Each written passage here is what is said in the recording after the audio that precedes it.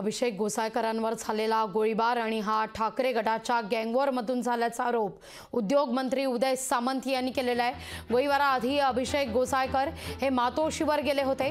त्या बैठकीत काय घडलं याचा तपशील बाहेर यायला हवा असंही उदय सामंत म्हणाले। मॉरिसला मोठं करण्याचं काम सामनातून झाल्याचं सांगत सामना छापून आलेले फोटो उदय सामंत यांनी दाखवले आहेत। मी जबाबदारीने सांगतो, कालचं हे गँगवॉर जे आहे हे उबाठा गटातलंच आहे।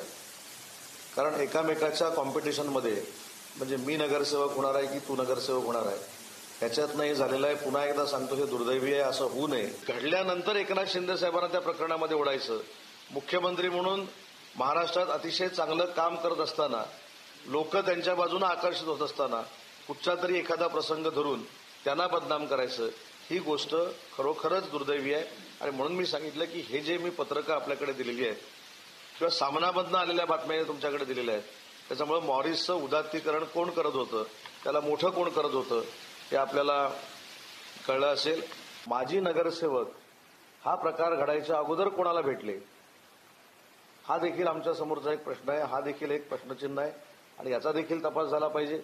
नक्की फेसबुक लाईव्हमध्ये जे कॉम्प्रोमाइज झालं ते कॉम्प्रोमाइज करण्याच्या मागे कोण होते हे देखील जनतेसमोर आलं पाहिजे। हे कॉम्प्रोमाइज करून त्यांच्याकडे जाऊन तुम्ही बसून हे मिटवा हे सांगणारे कोण होते हे देखील जनतेसमोर आले पाहिजेत। आणि म्हणून ज्यांनी उबाठामध्ये एकत्र काम करण्याचा निर्णय घेतला, जो कालच घेतला, फेसबुकमधनं आपण बघितलाय, त्याचं समर्थन एकनाथ शिंदे साहेब कसं काय करू शकतात? लोकशाही मराठी ऐका, पहा, जागरूक रहा।